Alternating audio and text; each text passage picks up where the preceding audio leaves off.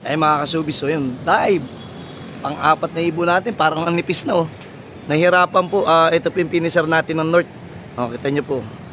Kahit siya po galing na sa norte nakaran, kambyo natin.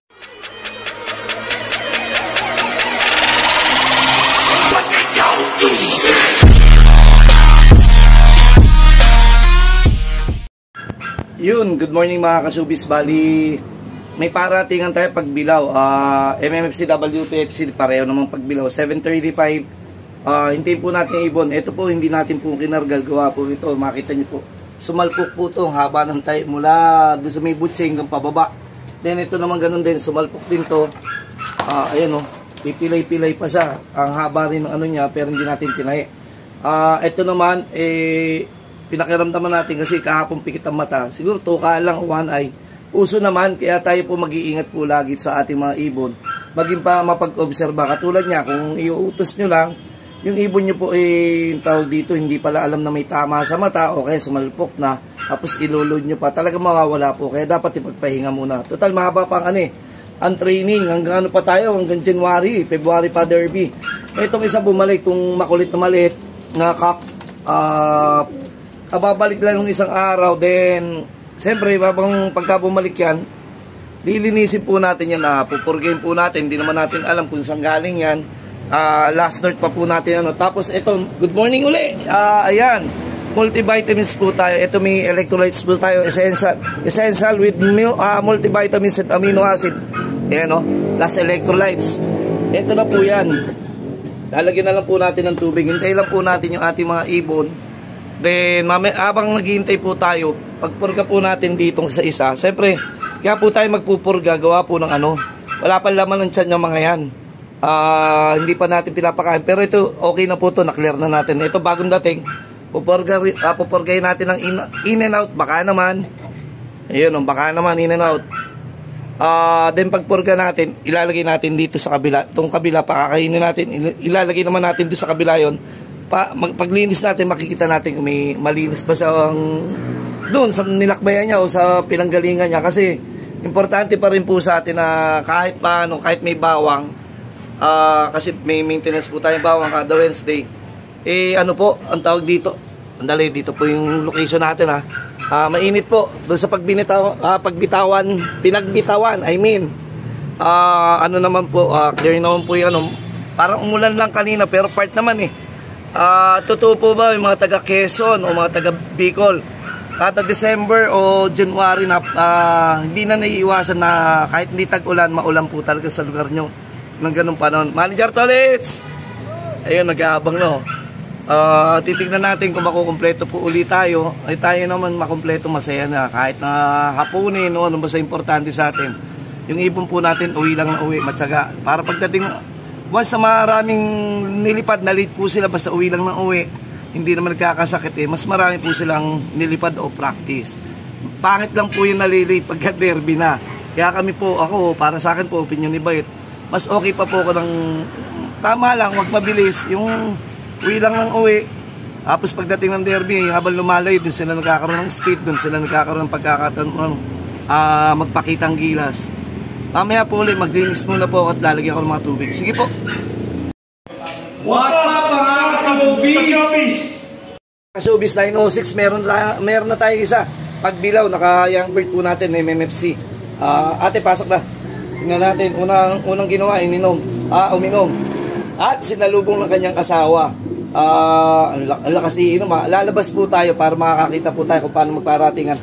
Ang bilis mo, te, pero ang late mo naman. Sana hindi ka numipis. Nasa yung mga kasamaan mo. Ikot po tayo dito. Punta po tayo dito. Silipin po natin muna dito. Kung marami nang nagpaparatingan. Pero parang wala pa po. Parang nag-ano lang po yung ating ibon. Tawag dito, siya. Bumaklas. Kaya importante pa rin po yung nagse-self-toss.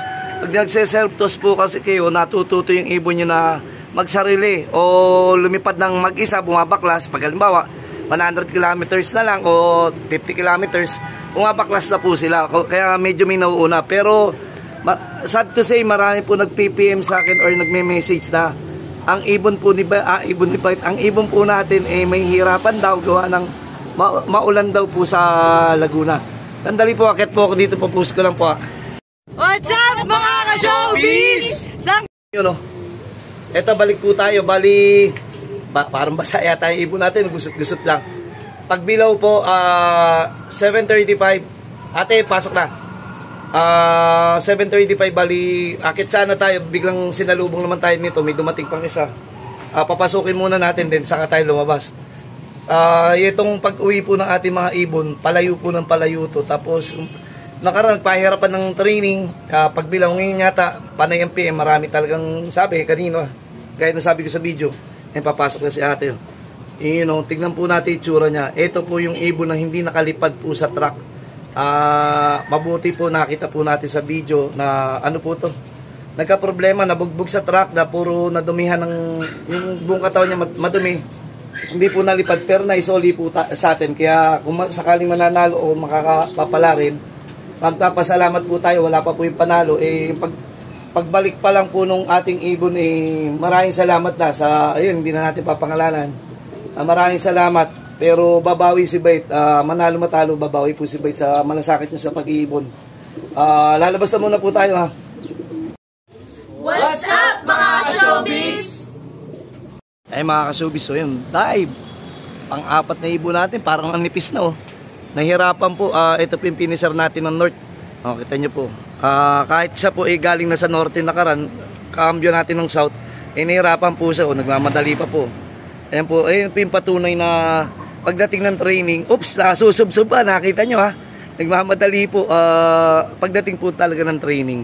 Ito po, itong ating larangan ng pag-iibon, hindi basta-basta tumadadaya kung hindi gawa lang ng tao. Pero kung halimbawa yung palili pa rin, yung hindi basta tututukan o walang training, napakahirap po magpauwi dahil kami po masipag na tayo mag-training, masipag na tayo magtsaga-tsaga, pero napakahirap pa rin. Kaya nga sabi ko, hindi na ituturo yung manalo. Ang naituturo lang dito, hanggat nandito yung ibon natin, enjoy natin, kasi bukas bakalawa baka wala na yan, may pagkukulang tayo o baka may sobra tayo sa mga ginawa natin, o kaya naman talagang may hadlang. Hindi po naaayon sa atin, tulad ngayon yung panahon hindi po naaayon sa atin. Ito, tansya ko po, akin po to. Parang first time nagkaroon ako ng sabay-sabay, meron pang galing po sa likod, ibig sabihin galing po sa Montalban o lumusot sa dagat to, baybay dagat. Ayan po. Ito pong katunayan na kahit mainit, nag-i-enjoy pa rin po tayo. Nag-aabang, para tayo mga bata dito, nag-aabang, ang tatanda na natin, pero dito po tayo masaya. Kita nyo, galing sa likod niyo po. Dito po tayo masaya. Mahihilo po tayo sa video ko, ganito na lang po. Ayan na po, ayan. Dito po kasi tayo masaya, kaya ginagawa po natin to. At ito po yung nagpapawala po sa atin ng problema o pagod. Ikot po tayo dito, may kuryente. Ayan o. Uy, ang tawag dito, paborito ni Lloyd po to. Ito naman po ng isa, ayun, naka 6K din natin. Baba na mumunting kaibigan. Meron pa po mga umiikot, pero pa isa-isa Ang problema po natin, pag paisa-isa, ibig sabihin yan, talaga nagpahirap pa. Kita nyo, ganda ng floating nyo. Ewan ko kanina kung atin yan, Pansin nyo po ba, layong floating, parang aeroplano. Pag tumirates yung floating po yan kay Enchong, pag umikot po yung atin, kay Enchong. Ayan, kita nyo, ang layo ng floating niya, ibig sabihin nahirapan. Hindi na siya nagpagaspas. Babagsak na lang yan dyan. Sana nakita nyo po. Pasok na, namamara ko pa. Ito po, may kasama po tayo pumipito doon sa baba, si Tolits. Pasensya ulit po sa boses ko, hindi pa tayo lubo sa magaling pa. Mamaya po ulit para magano po tayo, napakainit sobra. Sige po. What's up, mga showbiz? Yun o. Eto mga ka-showbiz, bali bumaba na tayo, sobrang init 9:30, alas mag-34. Bali ito yung ibon natin, kulang pa tayo. Kita nyo, may tama yung mata. Nagtukaan to. Meron ako nakita dito para may sipon. Sabi ko nga, pagka nag-training, kailangan mapag-obserba agad. Gawa ng dito po tayo nadadali. Pag hindi po natin pinanood o hindi natin nakikita yung paratingan, hindi nyo makikita kung paano nahirapan, hindi nyo nakikita kung may tama kagad sa mata. Yan, katulad yan, may malaki pa dyan, kabilaan, bugbog sarado yung mata. Pwedeng masikip yung track o sobrang tapang ng ibon natin o nabubuling ibon natin. Hintayin po natin, sadya naman po ganitong paghihintay ng karera o training. Gawa ng, katulad po ngayon patak-patak, nakikita dyan sa unang video natin. Pero susunod po na ito, sana, yung kasi sabi nung isa sa mga idolo natin dati, para makita nyo malakas yung team nyo within 30 minutes o within 20 minutes, dapat kumpleto na yung team nyo. Mantalang po tayo, naka 20 minutes na, hindi pa po kumpleto yung team natin, kulang pa tayo ng kalahati. Ibig sabihin, hindi pa ganun kahusay o kagaganda yung kondisyon nito.